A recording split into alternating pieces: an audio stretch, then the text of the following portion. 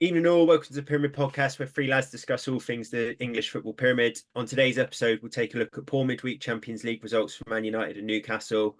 We'll preview the key Premier League games, including Liverpool versus Manchester United, but is that fixture what it once was? We'll review the key midweek results from the Championship, including Pyramid Pod Cup holders Southampton, who once again drew, before looking ahead to the weekend's action. And we'll finish up with Laura, who will preview Yeovil versus Hampton Richmond in a first versus third clash. I'm your host, Alex Murphy, and once again, I'm joined by Tom Gallagher and Tom Lawrence. Laura, come to you first. Newcastle, 4 points from their first two group games, ended up finishing bottom of the group on 5 points. I know it was coined the group of death, and there were some big sides in there, but after the start they made, do you think it can be described as a failure, their European campaign? I don't like the word failure. I think definitely a disappointment after sort of the promise that they showed. But I think when you take everything into consideration, it's their first time back in the Champions League for 20 odd years. They gave a really good account of themselves. They were desperately unlucky to lose 2 points right at the end against PSG. They were ravaged by injuries throughout the last probably month to 6 weeks. And they weren't disgraced in any of the games. And like you said, it was the group of death: Dortmund, AC Milan, and PSG. I think that would have been a difficult group for any team, let alone Newcastle. So I think that, on the whole, on reflection, Newcastle fans should be pretty proud. Obviously, finishing bottom of the group and not going into the Europa League is a little bit of a kick in the teeth, but it may be a blessing in disguise for them because, as we've mentioned, they've got so many injuries at the moment, and they do want to make sure that they're in the mix for top four this season and trying to go again in the Champions League. So definitely, of course, you want to get through to the group stages, and they failed in that regard. But describing them as failures for what they've showed this year, I think is a little harsh. Definitely disappointing, but maybe a much needed break for them in terms of the density of games they've been playing. Okay, and then so Tomo, let's look at it for United then. Probably, well, not probably, definitely an easier looking group on paper than Newcastle's. Again, Manchester United finished bottom of their group, a team that have been established in the Champions League for a number of years, albeit the last decade's not been that successful. I think we can agree that a massive failure for Man United and where they finished in their group. Yeah, 100%. It was the difference between Newcastle United and Manchester United's displays was like night and day. Like Newcastle went out on their shield. The reason why they conceded those last couple of goals, you would say, is basically because they went for it. And when you watch that Manchester United versus Bayern game, it was like men versus boys, Man United. It's so strange to see a performance like that from United because in every single game leading up to the last game in the Champions League, we've gone gung ho. You attack, we defend, they attack. Do you know what I mean? And you score, we score. There's no control to any of the performances at all. But when we actually need to win the game in order to guarantee the Europa League spot and then potentially get a Champions League spot, we go out with an absolute whimper. And especially in the last 30 minutes where, okay, for the first 60 minutes, a little bit of control against a good Bayern team, albeit they definitely played with a handbrake on. You take the last 30 minutes and you think, right, now's the chance to go for it. Put McTominay like up front like he's been doing for the last 10 games. Like, just go for it. But it just never happened, and it never felt like it was going to happen. And it's just so disappointing. And for all the plaudits that Ten Hag and Man United got for finishing third last season, it almost feels like a waste of time because of how badly we've done in the Champions League this year. You can make all the excuses you want about the injuries, the illnesses, all of the rest of it, but it's just not been good enough. And there's so many things that are bad about Manchester United. It's hard to sort of sum it up into sort of succinct 2-minute clips for this podcast. But when you just look at the last sort of 5 years of Manchester United Football Club, you appoint Ole Gunnar Solskjaer, whose only notable managerial reign in England was getting relegated with Cardiff, or nearly relegated with Cardiff. And then, okay, he doesn't do a great job, and probably the standards started slipping a lot after he come in.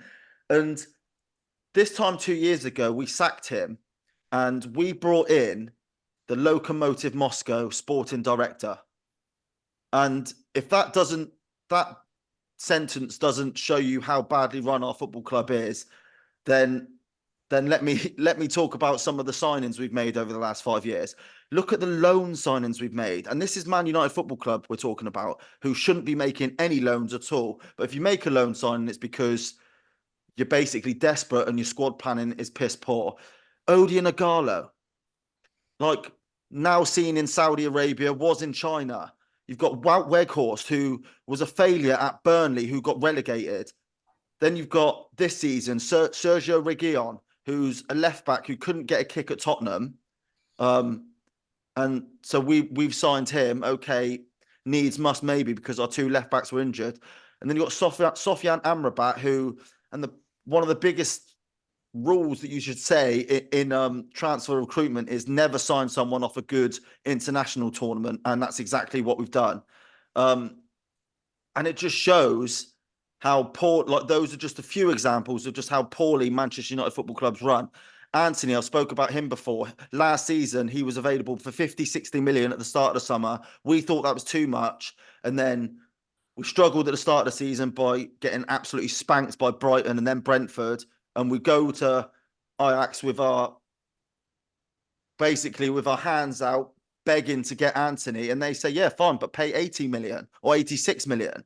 And it's like, look what he's done. 1 assist and 0 goals in his last 25 games. It's a shambles. And I could go on and on and on. But I'll probably fill the whole hour of this podcast. But yeah, it's an absolute disaster. And I'm frightened to death as a Man United fan about going to Anfield on Sunday. Frightened. Well, yeah, I think that's probably a good time to move on to that. And Tom, I'll give you a bit of a chance to cool off there. But I will just say that the team that finished on the pitch for Manchester United against Bayern Munich was Onana, Wan-Bissaka, Johnny Evans, Amrabat at centre back, Dalot, McTominay, Fernandes, Højlund, Pellistri, and Hannibal, and Kobe Minu had came on as well. So you look at that 11 there, what was at stake, what needed to happen. I think there's 13 players currently unavailable for Manchester United. So let's just consider that as well within it. And they're going to be unavailable for Liverpool as well. So I completely get what you're saying, Tomo, but there really is issues outside of just the player recruitment with the current injuries that we've got with the players that we do have. Can I just say something?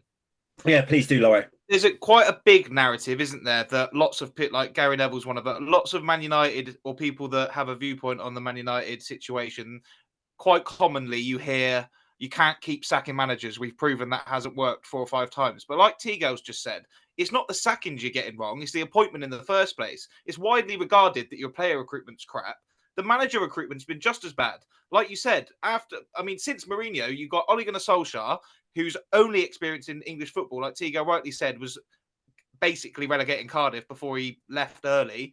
Then you had Lokomotiv Moscow sporting director, and then you brought in Ten Hag. It's not the sacking every time that you get it wrong, it's the appointment. And that's why it's important to get that appointment right. We can't say that the clubs ran badly and we keep getting bad players, but we can't sack the managers because it's not their fault. It is. They're not good enough across the board.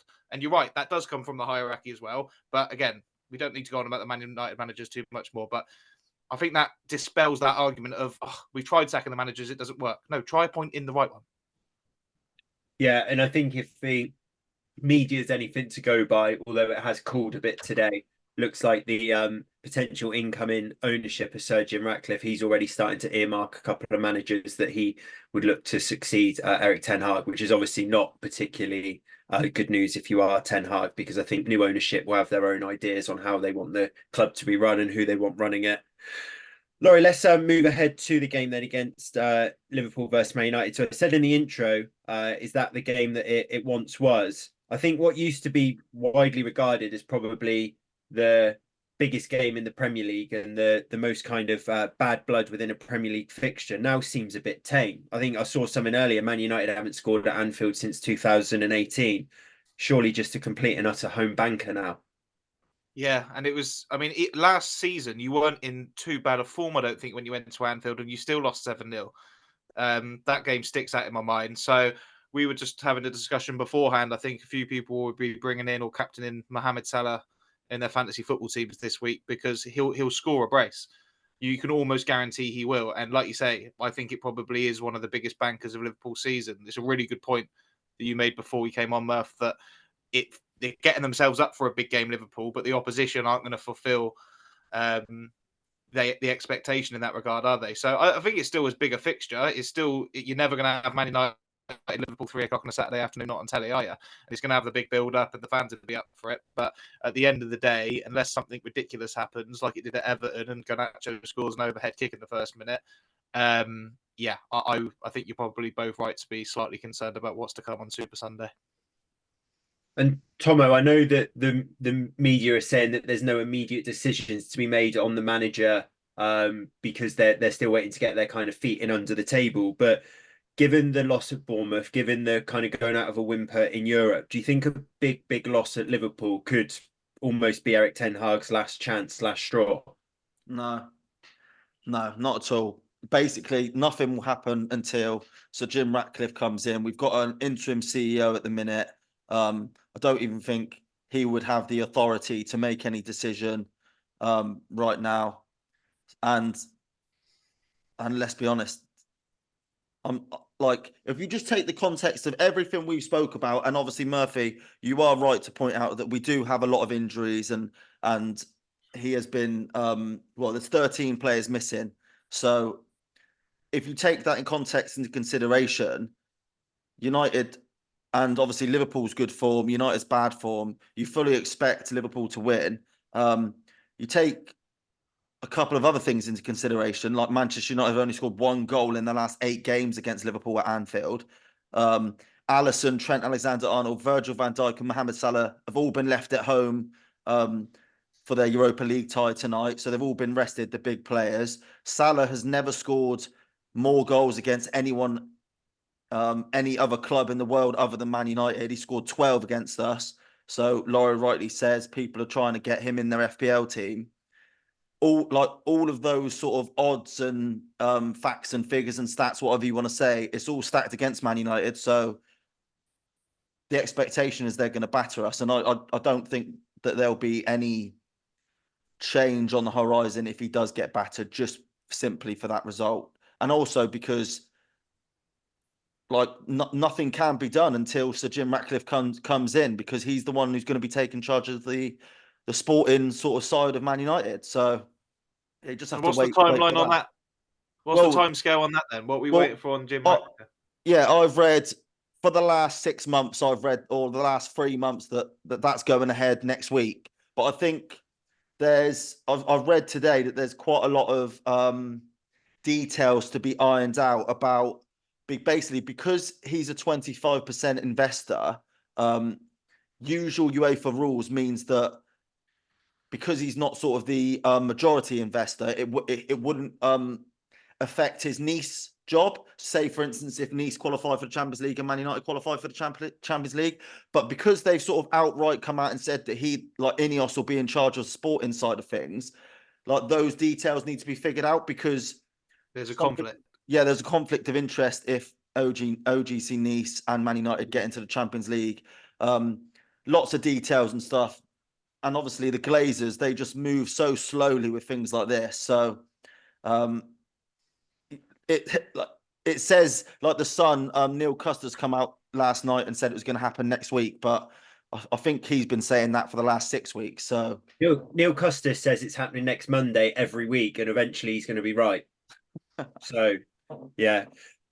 Just one thing I was thinking about earlier. I was out walking the dog, and I was just thinking about this fixture and how everyone's widely expecting Man United to get battered at Liverpool. And Laura touched on it earlier. I mentioned before we came on air that it just feels like such a home banker, because Liverpool as a club will be getting up and the players be getting up for a big game against Man United, but the opposition aren't in that mindset and aren't up to that level. But you look at teams like Fulham went to Anfield, where they 3-2 up and ended up losing 4-3 late doors. Like, we won't even go and have a go, will we? We set up to not lose at teams like Liverpool, and then we end up losing anyway. I kind of feel it's like there's zero, like last year, Laurie said we were in good form, so maybe there was a little bit of expectation about it. There's literally zero expectation from a single non-Man United fan, and probably most Man United fans now, that they're going to get anything. So why not just go and have a go and see what happens? You know, stranger things have happened in football, but I just don't Mer, think we'll set up and do it. if you had to guess, what would you say Man United's odds are to win that game? At Anfield with our injuries, 5-1. Sevens. Is it? When have Man United been 7-1 in a Premier League game ever? Yeah, that's mad. But a reflection of where it's at. I can't remember off the top of my head the 13 players, but we all know the widely kind of thought of ones that are missing. Martinez, Casemiro being two of the main ones. Shaw and Maguire potentially injured. Rashford's obviously got illness. Mason Mount out. Yeah, it's just. This is the first time as a Man United fan where I've been thinking if I was busy on Sunday afternoon, I wouldn't be that worried about not watching it. Like, this is the first game ever where I'm genuinely thinking. Even last year, I remember sitting through the 7-0. You know, you put it in the WhatsApp, I'm turning this off, but you just don't. You just put yourself through it. This is the first time where I'm like, I really would miss it. So what's the score going to be? 4-0 Liverpool. Yeah, Salah, my prediction is 5-0. Salah minimum brace. Yeah, yeah. A sign of how sort of bad I see things going is I've brought in Mo Salah in my fantasy team, and I'm going to captain Oh, him. you captain him. It's a disgrace. I feel sick even saying it. Did you captain him last year when they beat us 7-0 though? If I remember I rightly. did. I can't remember. Yeah, I think you did, Tomo. I think you brought up on it in the group chat last time. Right, boys, let's move on from Man United. Lauro, Arsenal versus Brighton. I've written here sort of game Arsenal can't lose, which kind of in a title race makes sense. But given how Brighton are and the club that they are, I think my thinking behind that one is that if you're going to be a genuine title contender, those games that sometimes can be slip up against strong opposition, you just can't. Do you think that Arsenal will get past Brighton at the weekend? Yeah, because Brighton aren't in great form, are they, at the moment? And Brighton actually won at the Emirates towards the end of last season. It might have been like 3-0 or something. Purvis Estebinan having a fantastic game, if I remember rightly. But just the lay of the land at the moment, I think the landscape's changed slightly in terms of how much of a threat Brighton are maybe on those away games at the big clubs, just as we are right now. And Arsenal, I think Man City have got a blank next week.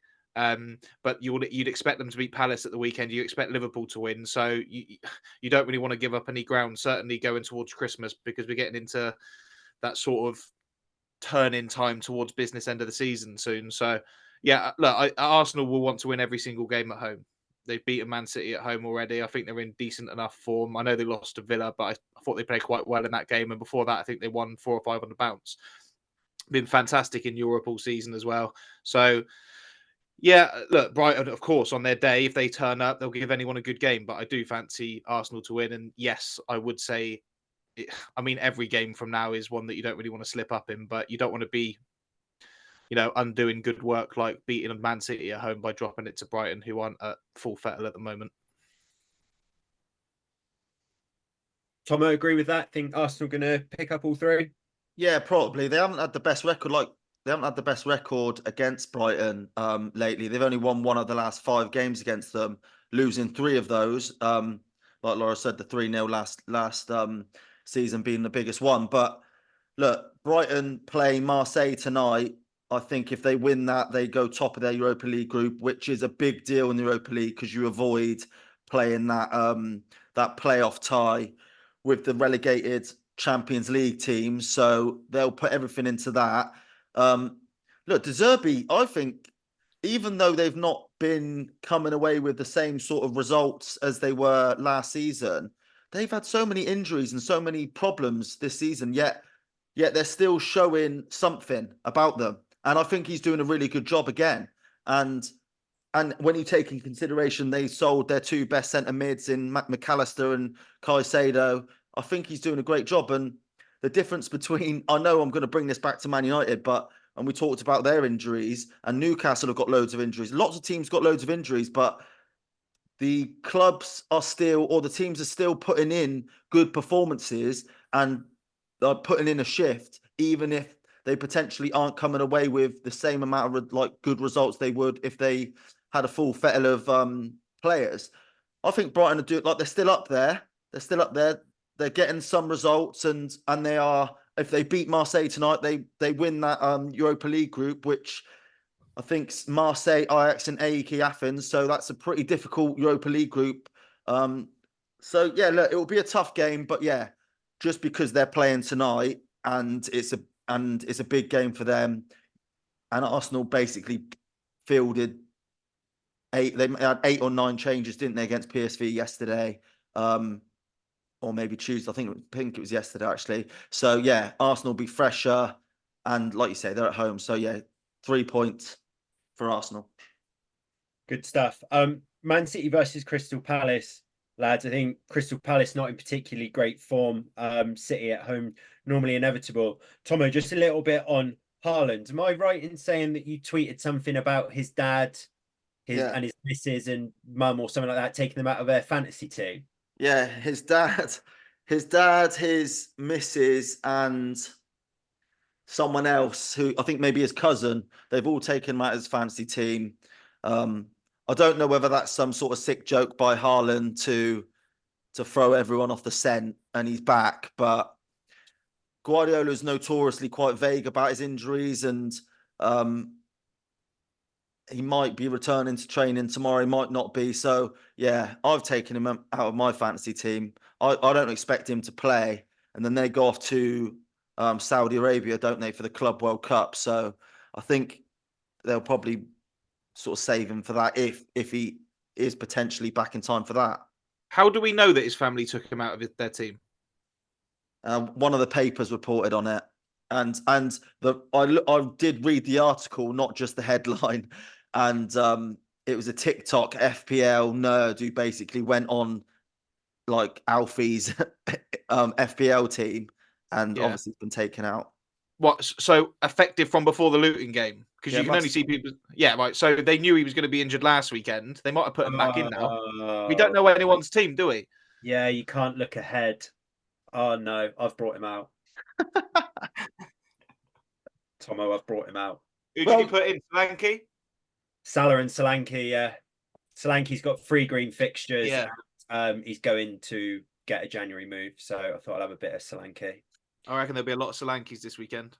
It was either him or Watkins, but I've brought up my fantasy's all over the place. I brought Reece James in, he got sent off, he came back in, started a game, got injured. I brought Darwin Núñez in for Watkins. He's back, not hitting a barn door. Yeah, not looking good for certified Glover boy. But anyway, right, boys, we'll move on. Lauro, Forest versus Tottenham. Do you think if Spurs go and get all 3 at Forest, like many will predict, that will be Steve Cooper gone?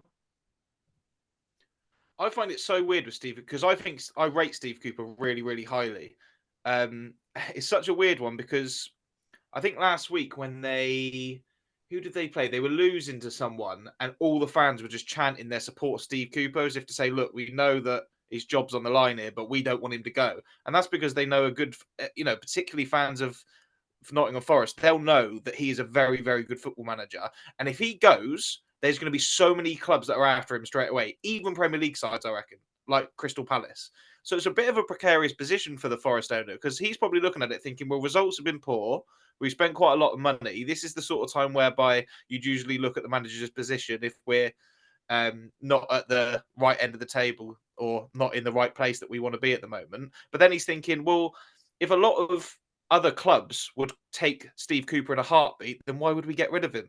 So I think that's a really tough call for. I mean, if I was the owner, I'd stick with him. I don't think the problem Nottingham Forest is Steve Cooper. I think it's the fact that the Premier League's very, very hard, and their squad is probably the 16th best in it, and that's why they're 16th in the table. Do you know what their problem is, Laura?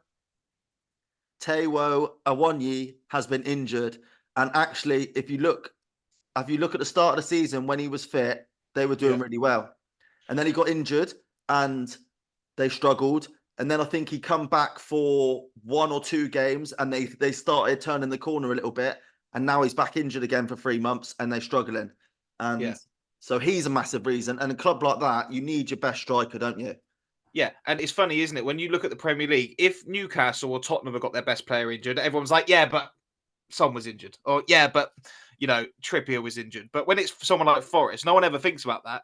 They're like, oh, no, Forrest are losing every week. Cooper's going to be gone soon. Well, if his best player's out, that's another reason. But I think that's a really tough call for their manager there, because it's a bit of a between a rock and a hard place. He feels like he has to do something, but probably realise he's actually got a very good manager. So maybe he'll sack him. There's been a couple of times before where Steve Cooper looks like he's been on thin ice, and then there's been one time he was about to get sacked, and then the news broke, and it wasn't him getting sacked, it was him getting a new contract. And then he was very close again, I think, last year, and he sort of pulled some results out. Tottenham probably not the team you want to face next if you do need a win. But I always say this about managers: if he's going to sack him if they lose to Spurs, you might as well sack him now, because you can't base your whole criteria of whether he keeps a job or not, whether he should beat Spurs. That ain't the kind of game that are going to keep him in the Premier League anyway. And they're not in the relegation zone or anything like that. They're probably where Forest should be. So unless he was expecting European football this season, I would just stick with Steve. Tom, am I right in saying that their captain and vice captain have been banished from training though at Forest? Is that right? Yeah, I know Worrell, their captain, has. I didn't know if McKenna was their vice captain, but both of them have been banished from training according to reports, told to turn up at different times than the first team, training, keeping fit so that they can get January moves. Yeah, which I find a bit of a strange one, but to be honest, knowing sort of some of the things that Forest owner sort of does and says, and I don't know if you guys saw the Roy Keane interview to this week, I think on the overlap, and he basically said he went in for an interview to become the assistant manager at Forest, and they went to talk about the contract, and the owner basically said to Roy Keane that he shouldn't want any money, really that much money, because he's got enough money as it is. And it's so that the owner obviously has a sort of a way about him. So I don't know if that's a Steve Cooper banishing the club captain. I think it might be the owner banishing them and saying sort of to Steve Cooper, look, get rid of those because they're on their way out, which is a shame really, because obviously if you're the club captain of any football club, you're obviously a good egg, and he obviously did really well for them in the Championship, getting them promoted. So yeah, it is. Those things normally happen where players have quite a bit to go left on their contracts, taking up a lot of money, and the chairman knows they're not going to be playing and just wants them out. Sometimes it's the manager, sometimes it's the chairman, but we listen to Under the Cosh podcast, don't we? And there's so many stories there where either a manager or a club owner or a chairman or whatever does exactly that and just freezes certain players, either one player or a group of player out of the team, and makes their life as difficult as possible until they move. So that's probably something that's gone on there. And although it's not nice to see, I think it goes on quite a lot in football from what I can tell. Yeah, and he's been playing Murillo and Felipe, hasn't he? So I imagine it's probably something like that where they want them both out of the club. They make 20 signings a summer, don't they, as well? So there's probably just no room in the dressing room for them. But yeah, I'm fully expecting Tottenham to continue their win they picked up at the weekend and beat Forest there. Tomo, another side who are going away from home, Aston Villa, they go to Brentford. Villa's away form is probably what's going to be the difference here between a genuine title charge, which we've discussed, and maybe looking a bit more sort of in the European spaces. And then Brentford, obviously a tricky looking fixture, but a game that they're going to be looking to win as well. Yeah, well, I fancy Brentford to win this, just because Aston Villa are obviously brilliant at home. We all know about them, and they seem to get themselves up for the big games really well, and they perform brilliantly in those games. It's the Bournemouth away, the Nottingham Forest away, where they're dropping points at the minute, and it does feel like almost their good form is almost too good to be true, and they just need to come on the wrong side of a result like Brentford and almost be knocked back down to earth a little bit. And I just fancy, for no other reason than that, it's just one of those fixtures where Villa can trip up, and they have tripped up before. So yeah, I fancy Brentford to win there. Brentford, though, Laura, only got 3 points from 15. They're actually in quite sneakily bad form. Probably goes under the radar a little bit, but Mbuemo out injured. Obviously, Tony's still missing. They're not in the the best of form themselves, and they've slipped into the bottom half now. So Villa will fancy their chances there. Yeah, but we're talking about Brentford being in bad form and slipping out the top half of the Premier League. I mean, the Bees would have bitten your hand off for that 3 or 4 years ago, wouldn't they? We've already spoken about Thomas Frank this season and the job he's doing at Brentford, and you two had a bit of a vendetta against him, didn't you? And he turned that one around. They must have been on a decent run for them to be in poor form now and still in 11th place, albeit there's a few teams there grouped on 19 points. So difficult one to call that, because I would fancy Villa, but they've shown that they can I just think it's a mindset thing. It's sort of like, oh, we're Aston Villa, we're not going to win the league, so we've got to drop points somewhere, and they end up losing to Forest and drawing to Bournemouth away, which is so annoying. You just think if you can, take those games a bit more seriously, or do something a little bit more to make sure you're on the right side of the results there, you'd be well in it. If you're not away, it's only 2 points off top now, so you'd be far and away in the title race. So Villa need to, their away form can't be that bad, because you won't be on 35 points after 16 games if your away form's poor. It's just the games that they're losing away. So Brentford is one of those that if they win it, they've got Sheffield United at home the next week, they could be top by Christmas, couldn't they? So how's that for a carrot to go and beat Brentford? Yeah, the only caveat I would say on Villa is that they are away in Bosnia tonight in the Conference League. I'm sure they're playing a weakened squad, but I do wonder whether some of their first team players like Watkins, McGinn, Kamara, etc., they have travelled. So I just wonder what that would take out of them, even if they're not playing too many minutes. But yeah, interesting little game, that Brentford versus Villa. Boys, just do a roundup of the rest of the Premier League games. So Newcastle host Fulham. Fulham obviously scored 10 in their last 2 games. Newcastle out the Champions League now, but do genuinely look exhausted in most of their games, and their injury worries continues. I saw that Anthony Gordon potentially injured now as well. Burnley versus Everton in the Sean Dyche derby. West Ham play Wolves. Chelsea host Sheffield United, and Bournemouth host Luton, where I've brought, as I said earlier, Dom Solanke into my FPL. So really hoping home to Luton that he can repay my faith there and bag a couple goals. We'll move on to the Championship. Tomo, come to you first. Pyramid Pod Cup holders Southampton. Another draw from them against Coventry. Now on to 2 draws in a row, which means they will need to win their next game to retain the cup. But probably more importantly for them, another disappointing couple of points dropped for Southampton. Yeah, I would say so. Yeah, and for a long time, it looked like potentially the Pyramid Cup could be going to someone else after Haji Wright scored for Coventry, his 4th goal in 7 games, so in a bit of form. But they equalised. They still haven't lost in the last 3 months, Southampton. And if you take into account Leeds' result, it's 1 point it's 1 point closer to Leeds. So not all bad, but like you always say, Murph, the most important thing about a draw is the next result. And if they can win on the weekend, then it all will be forgotten. Yeah, Southampton got Blackburn home. Coventry, I didn't realise they were in such good form as they are. They've got 10 points from their last 5 now. They go away to Leeds at the weekend. So, yeah, they're in really good form. Loro, Leicester 3, Millwall 2. I looked at it to see if it was like a late goal or anything like that. Looked like they're 3-1 up and in control of the game, but obviously scoreline looks fairly close. But just another win for Leicester. Yeah, I think they were 1-0 down at half time though. Let me just double check. They were 1-0 down at half time, so a little bit of a scare there for them. But again, I mean, not really too much more to add on that. Vestergaard, Daka, and Ricardo Pereira scored the goals, and they were assisted by Kieran Dewsbury Hall and Wilfred Ndidi. So hard lines, Millwall. You've given that a good go, to be fair. And unfortunately, no one could do the reverse of stopping the rot on them, because they're just marching away, aren't they? It was funny though, because obviously Ipswich played Tuesday and won. So it played a game more than Leicester, but they were top of the league.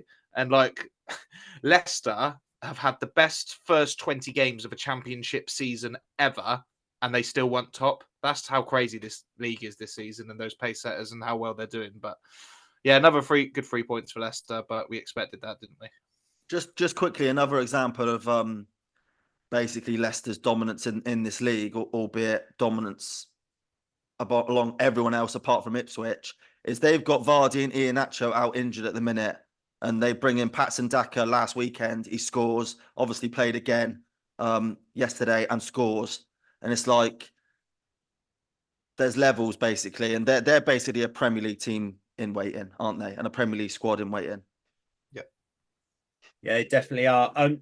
Tomo, you just touched on Ipswich there. I was actually listening to Talksport before their game, and Adrian Durham was talking to a couple of other pundits, and they were sort of saying that they tip Leeds to go up automatically because they think that Ipswich is just going to run out of steam, and basically, eventually, this run of form is going to continue.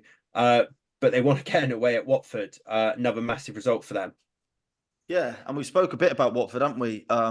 They've been on a bit of good form lately, and they had a bit of a poor start in that game. They went 1-0 down.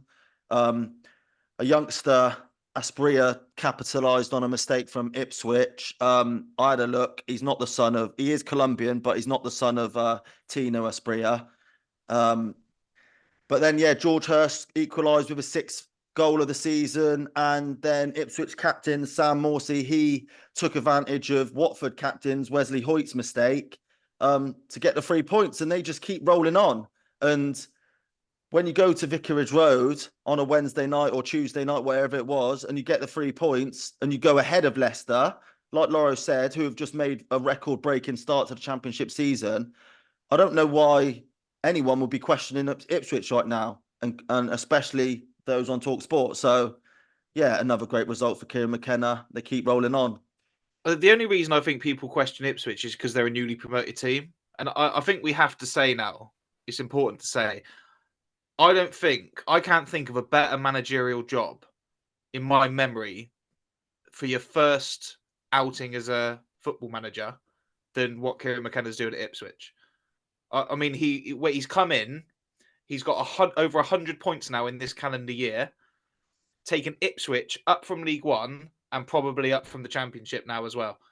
And it's all it's probably helping them that people have got this mindset, oh, Ipswich are going to fall away.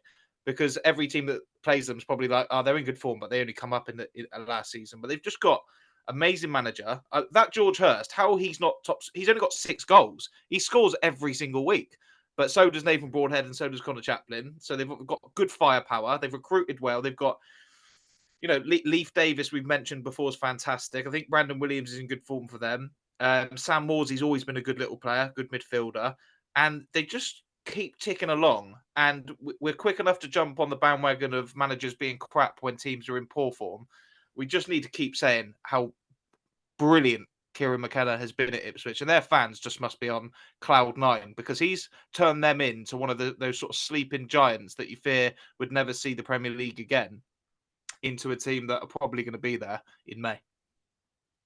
Yeah, I was speaking to Laura yesterday as well. What really struck me with it is when Morsey scored, and it was like the 80th minute, so it's quite a late goal, so you're thinking that's probably the decider. It wasn't like absolute like pandemonium with the players. He sort of like runs away and celebrates, and then like the other players sort of jog over to him and sort of like tap him on the head, like, well done, mate. Like, it's not that they're like were absolutely stunned or like elated with it. It's almost like they've built this like winning mentality now, like, well, of course we were going to win, sort of well done. Now back to the halfway line. We've got 10 minutes to hold on for. So yeah, whatever he's doing there is really working. And I think this whole thing of like, it almost feels a bit like, remember when Leicester won the league in the Prem, everyone was like, Leicester will fall away, and then before you know it, you're in April and you're like, oh right. Well, the interesting thing for me in the next couple of months to look out for will be when potentially a Roy Hodgson gets sacked and Crystal Palace come knocking for Kieran McKenna, or Steve Cooper gets sacked and Nottingham Forest come knocking, because we speak a lot about managerial changes, and sometimes you almost, as a manager, you have to almost take those big jobs when your reputation is so sky high, because it only takes a bad 8 weeks for his reputation to go from right through the roof to, do you know what I mean, to the floor. And if you look at just say Vincent Kompany right now, although we all do suggest he still is a very good manager, he's struggling this season. In the summer, if you believe the reports out there, that he got offered the Tottenham job and rejected it. Do you know what I mean? You almost have to. It'll be interesting to see if Kieran McKenna does get offered a Premier League job in the new year, because not many clubs have made changes in the Premier League, and that's rare, really. You do see usually about between 8 and 10 changes. So you'd think Kieran McKenna will be on the top of their list, because like Laura said, he's been fantastic over the last 2 seasons or 18 months. I can see him getting offered the Forest job if Cooper does have to go. I think that's exactly the mould of manager that Forest would look at. The flip side of that is Nathan Jones leaving Luton in the playoffs and going to Southampton, and now being a, not a joke, because he's done some really good work at Luton, but probably struggling for the caliber of job that he would have done if he had maybe hung on with Luton. And I know it's all risk and reward. And if Kieran McKenna's as good as what we think he is, maybe he'd go to Forest and take them on again. But I know I said it sounds a little bit hypocritical, because last week I was saying that I think money talks, doesn't it? With like, if Palace or Forest come in, the Premier League's a different level. But I think he's going to get there with Ipswich, so it might not be that easy to prize him away from there. But and that's exactly your point. To your point there about the money, if you ask Nathan Jones right now if he regrets making that decision, he's probably signed a 4-year deal with Southampton on £1 million a year, and he's probably getting about 200-300 grand a year at Luton. So it's and Kieran McKenna, if I remember rightly, he wasn't a great player. He's been a coach for a long time, and if a Premier League comes knocking with millions of pounds worth of contracts, and that will change his family's life forever. So it's hard to say no to that, even though I'm sure he has a really big attachment to Ipswich. Yeah, definitely interested to see what happens over the kind of festive period, where they tend to see some managers changing, especially in the Prem. If Prem teams come calling, whether he thinks I'm going to stick it out here and try and get another promotion on my CV from the Championship to Prem, or whether he does jump ship, as you say, Tomo. Laurie, come to you. So I think when we previewed on Monday, you said that you didn't particularly like the Sunderland fixture. Ended up being 1-0 for Sunderland. Bellingham scoring for them. Just a little bit on that game. Sunderland were really good. They just stifled us. We couldn't, I speak so much about our attacking prowess this season and how many chances we create. We hardly created anything. And we had our best side out, really. Jed Spence actually played left back. Because Sam Byram's injured. But other than that, and he was okay, you take that, wouldn't you? But we just couldn't create any space. It just seemed like it was one of those games that was always going to be probably first team to score will win, because there wasn't an awful lot of space to create in. And like I said, I think Sunderland did really well closing the spaces in their defensive third. And of course, Joe Bellingham was on hand to nod in a bit of a scrappy one for their goal. So disappointing, but it was one of them you could just feel coming. And I didn't think that we really we maybe deserved a point from the game. We certainly didn't deserve to win it.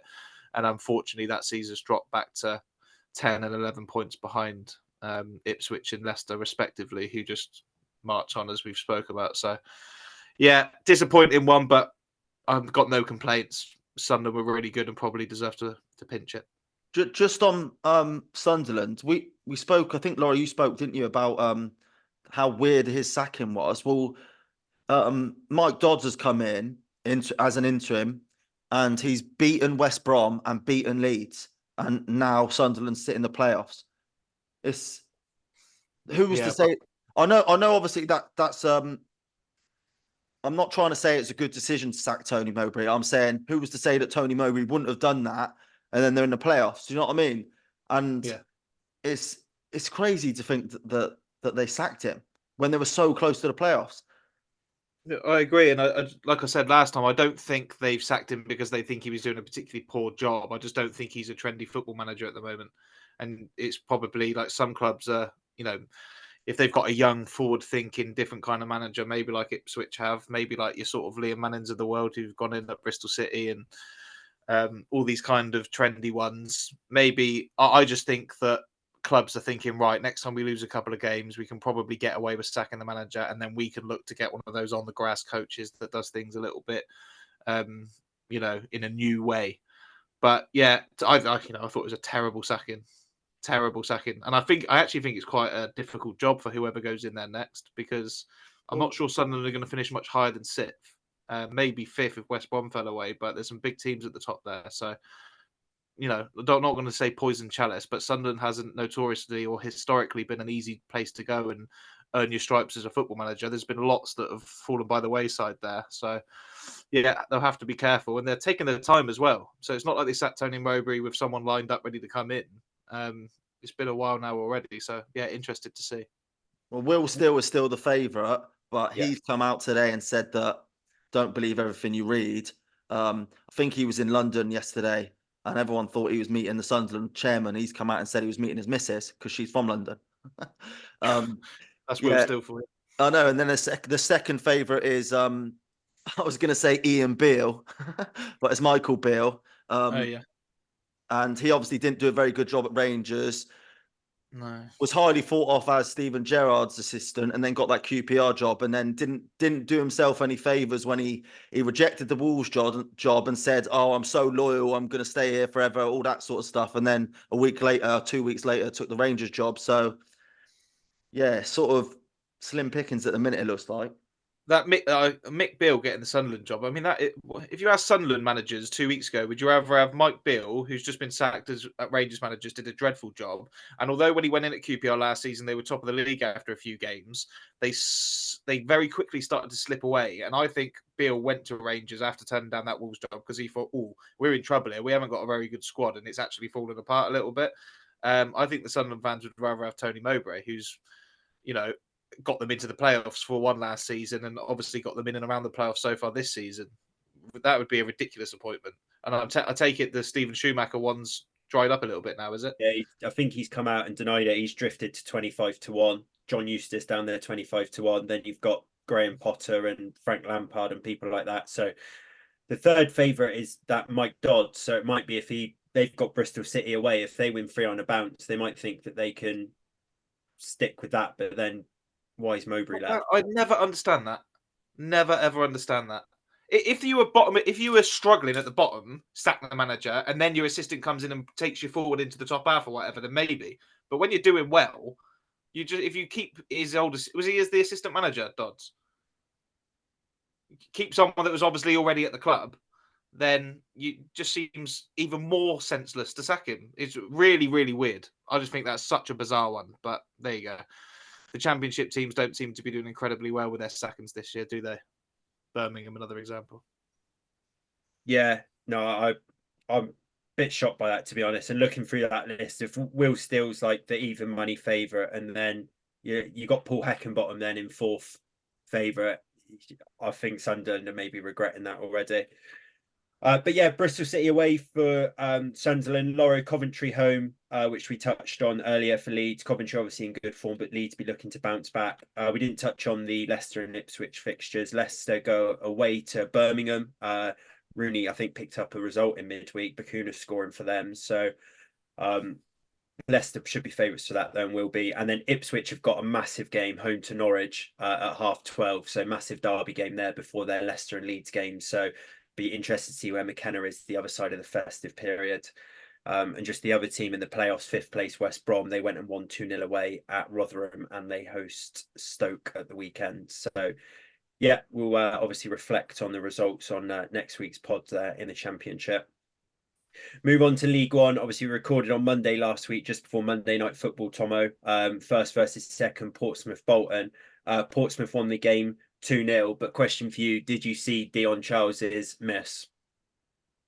Yes, because you put it in the group. Yeah, absolute stinker, wasn't it? But big result for Portsmouth. I did say I fancied them purely based on the fact they were at home and they got the job done and they scored just before half time, I want to say, and then held out and scored in the 88th minute to seal the win. So got a little bit of a gap there, 6 points ahead, like you say, but Bolton have got a game in hand. But yeah, massive result at the top of the table.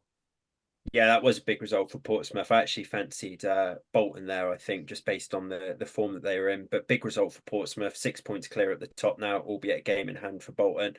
But yeah, just opens up a bit of a gap for them.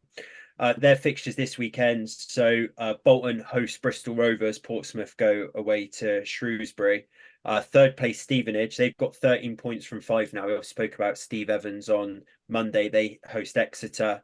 Fourth place Peterborough go to Fleetwood, who are struggling. Oxford in 5th place. Lauro, going to come back to this because we've sounds like we've got a bit of a vendetta against this Des Buckingham, but now they drew midweek with Reading as well, Oxford, who obviously been struggling. They've now got no League One win in a month, Oxford, and are slowly looking like they're dropping out of the playoff. So worrying for them. Yeah, just what we've said already. Like you say, no vendetta against Des Buckingham. Wish him all the best. Hope it picks up. They have had some difficult fixtures within that, and there's been some cup games for them in the mix as well. But like you say, they've just drawn to bottom of the, or second bottom of the league. So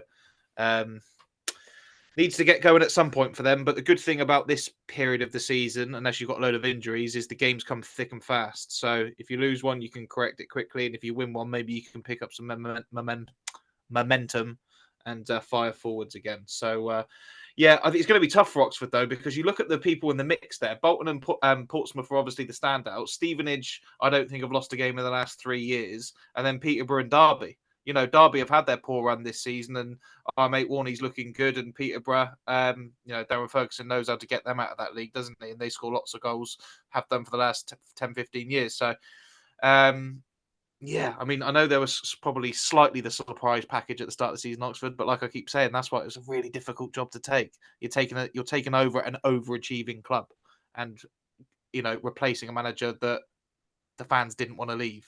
So really, really difficult, coupled in with your first job in England. Yeah, hard yards for old Des. I did see some of the players come out, and they sounded quite bitter about the way Liam Manning left. And I wonder if there was a sort of a collective sense of like the balloon getting popped when he left. Yeah. And so it might not all be Des Buckingham's fault, if you know what I mean. He's sort of come in and they're a little bit down, I guess, simply because they didn't expect Manning to leave in the way he did. Problem is, though, it's part of the job description, isn't it? As the manager, talk about it at Man United. Like, you've got to inspire the players. You've got to come in and say, right, I know this has happened, but this is what we're going to do now. And there's probably players, well, there would have been that have obviously signed in the summer, like Mark Harris from Cardiff and Ruben Rodriguez from Notts County, that have probably bought into what Liam Manning sold them. But if you're going to take the job, Des Buckingham, that's part of it. You can't just come in and think, right, we're second, so just keep doing that, lads. You've got to gain the respect of the dressing room, make sure that everyone's singing off your hymn sheet, and crack on. But look, he's only had 3 or 4 league games. Let's give him a bit more time, but difficult start. Just going back to the Kieran McKenna, if he was to get a Prem job, that Liam Manning stock really high at Oxford jumped to the Bristol City job. I've seen some Bristol City fans on Twitter saying that the football he's implementing, they're playing, is absolutely awful, and they're wanting to change already, and saying they can't believe that Pearson went for this. So just doesn't always work out, does it? Sometimes styles fit clubs and stuff like that. And it's only 4 games. Yeah, I know. That sacking was another one, though. That when they sacked Pearson, they were only 3 points off the playoffs or something like that at the time. And that's another example, exactly the same as Sunderland, of Nigel Pearson's been around the block. He's an old school manager. He's not going to change his ways. As soon as you lose a couple of games, brilliant. Let's get rid of him and let's bring in someone like Liam Manning, who everyone knows for being one of these technical type Russell Martin coaches. But it's not always the right way. But like Tomo just said, you can't. We're being fickle, aren't we? We're judging it on a moment in time after 4 games. Let's judge him after 12, 15. Yeah, just the feedback that I was seeing on X from Bristol City fans, and one thing the modern social media doesn't allow footy managers now is time, really, do they? People want instant results and gratification. So, yeah, interesting to see what happens with Oxford. I mean, they do host Burton, who are 1 point from 15. So, yeah, I think that 15 available points, that is, not 15 games. Have they appointed the manager yet, Burton? I've not seen it. I saw Pesky Salado linked with it and Hassel, I think, but and then Derby touched on it. They've got 15 points from a possible 15. Absolutely flying now. I think we're all tipping them to start moving up through as playoffs towards the automatics. They host Wickham, who have also only got 1 point from their last 5 games from available 15 points. So should hopefully be a home banker there for Derby. Move on to League Two. Laurie, Stockport versus Sutton, first versus 24th. I know that Stockport aren't in the greatest of form, but someone on Twitter that it was absolute must win for Stockport. Did we say? Yeah, I couldn't. I had to reply. Gentleman that runs a pretty decently followed Twitter account of lower league football is a Notts County fan, so obviously all eyes on League Two for him. He said that Stockport are in a really tricky spell at the moment with their form, and is Sutton at home at the weekend a must win already for them? And I just thought to myself, it's a must win for Sutton because they're 24th and they're going to need to start getting some points if they want to stay in the league. But if you're describing a game for Stockport as must win, bearing in mind Stockport are 6 points clear at the top of the league with the best goal difference by a mile in the league, then what is every other game for every other team? Life or death?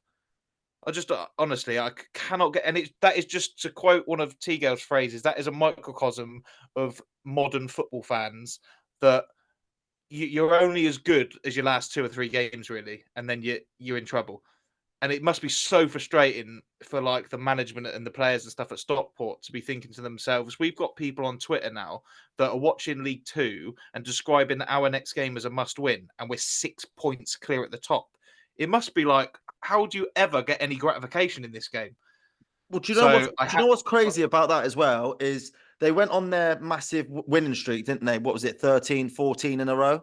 And if you sort of split those games up with a draw and a loss and a draw, and out of the last 16, they've won 13, drawn 2, and lost 1. Yeah.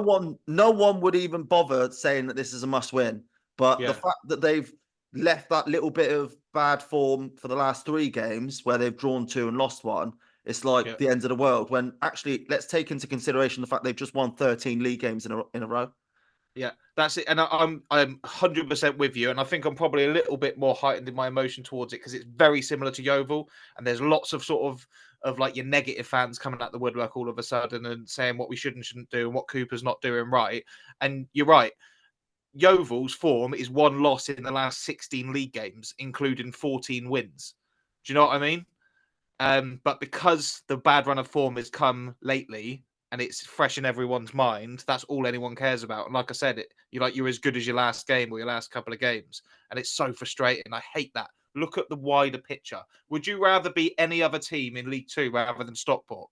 Maybe Wrexham, but certainly you wouldn't rather be any other team in terms of the points and the goals you've acquired so far at this stage of the season. So don't talk to me about must wins. A must win is for Sutton, who are on 14 points, 6 points adrift at the bottom. That's a must win. Every game's a must win for them now. 7 points from the last 5 for Sutton, though. Unbeaten in 5, 4 draws and a victory. So a little bit of form there for them. And as you say, Stockport not in the best form. So at 13-2 on Sky Bet, are Sutton worth a little inclusion in an ACCA? I doubt it. But if Stockport lose the game, if Stockport lose this must-win game for them, the absolute worst-case scenario is they're 3 points clear at the top of League Two. Yeah, not too perilous, is it? No. The team that will be looking to close that gap if they do slip up, Wrexham, they are in 2nd place. They host a team right down there as well, Colchester in 22nd place. 3rd place, Barrow, they go to Swindon, who are in 9th. Swindon got absolutely battered by Wimbledon in their last game. 4th place, Mansfield, go to Crawley, and 5th place, Crewe. They host Accrington. So some winnable fixtures for the sides at the top of League Two there. So sure that continue. Just a quick one on Swindon. I'm just having a look at their goal difference. They're the highest goal scorers in League Two this year with 43 goals, but they've also conceded 40, which only one other club in the whole of the league has conceded more, which is Colchester. So unbelievable stat, really, when they're, I think, 9th, 1 point off the playoffs. Yeah, and even in the FA Cup, they decided to go and have a 7-4 ding dong with Aldershot. Yes, they're scoring 2 a game and conceding 2 a game. It must be great to watch them.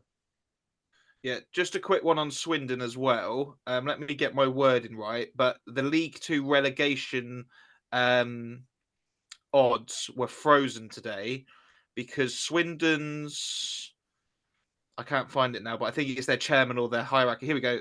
Swindon and chairman Clem Morfuni has been charged by the EFL with breaches of EFL regulations, and it sounds very much like an Everton type situation, I think.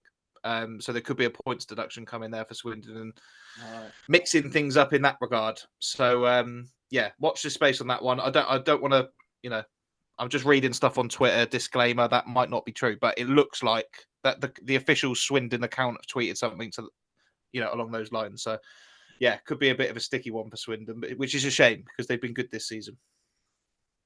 Yeah, I hadn't seen that. Imagine having that information just before it got broken, having a look at the odds for relegation because they're 15 points clear of it at the minute. That would have been tasty and probably also elite. Yeah, but I mean, to be fair, I doubt they'll go down unless they get a ridiculous points deduction. Because even if they got 10 points taken off them, they'd still be far above Sutton and is it Forest Green in there as well at the minute. So hopefully they won't get relegated to it, and they're a big football club for that league. But yeah, just something to keep an eye on. Tomo, did I see on X some sides are getting like 115 point deduction or something like that? Yes. There was only a 6 point deduction this season, and then 135 point deduction, suspended deduction if they've breached any more of the rules and regulations. They were found guilty of 18 different charges. So as you can imagine, obviously Man City are charged with 116, is it? Yeah, but you can already see that playing out for City. Like, it's a 6 point deduction and a further 180 point deduction, but it's suspended, so don't do it again. Yeah, well, I know, yeah.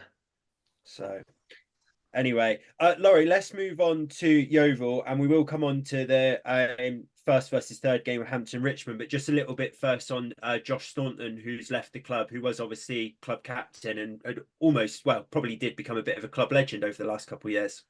Yeah, definitely a modern legend for the football club. I think particularly because of what you'd call the wrong reasons in terms of where we've been in the last couple of years. He was someone that stood up and was a proper leader and a bit of a beacon of light for the Glovers throughout last season, where we had that horrible period where we didn't know what was happening with the ownership and we were losing games every week. We got relegated.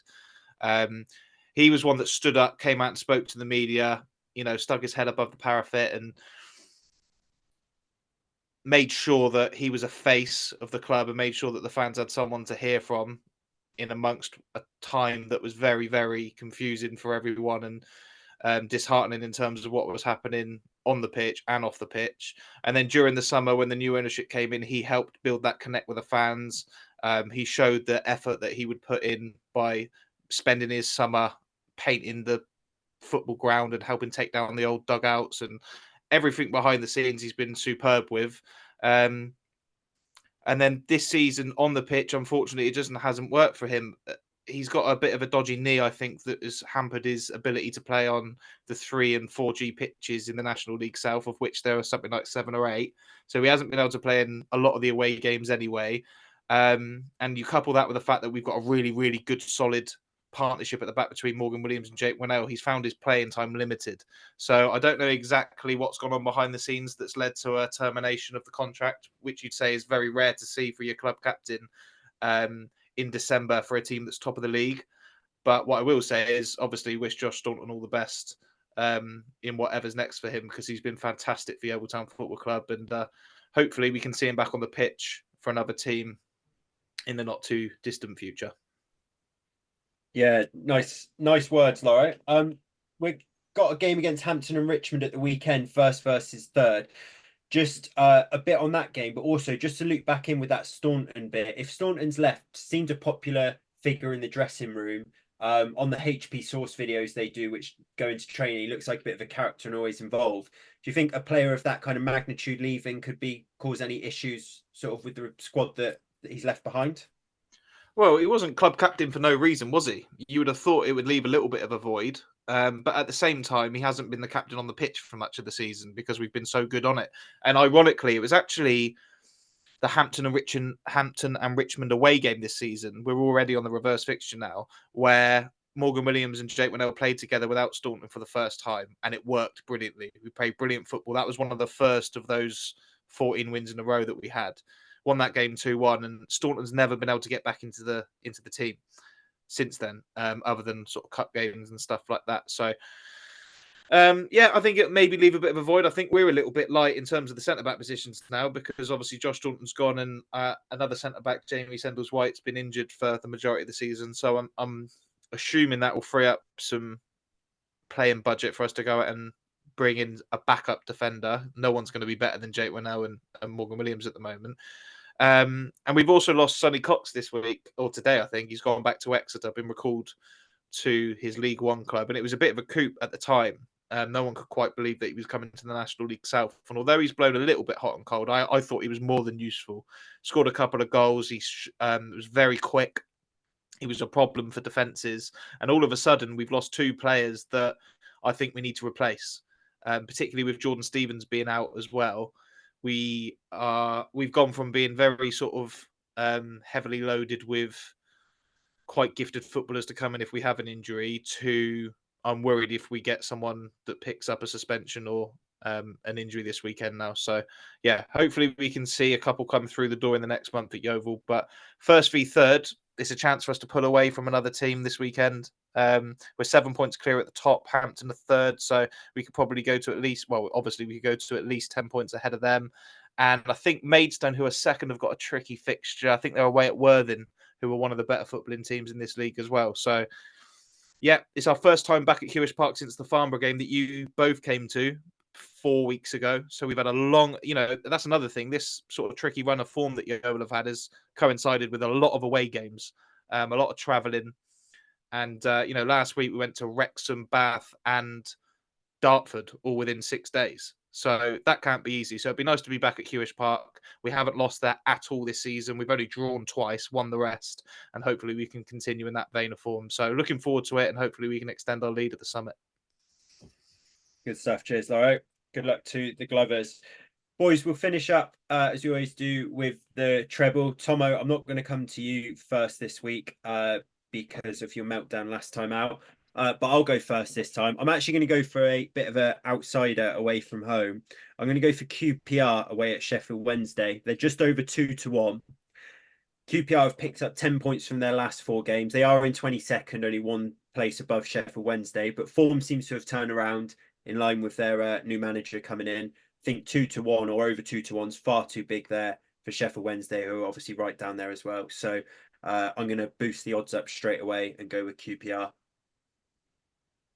I'm going to go away as well, and I'm going to back our man Unai Emery to go and build on the performances at home against City and Arsenal and beat Brentford, who you reminded us all are in a little bit of a poor vein of form at the moment. So I'm going to go for Villa to rubber stamp those 6 points that they've picked up over the 2 big boys in the last couple of weeks, and continue their title charge.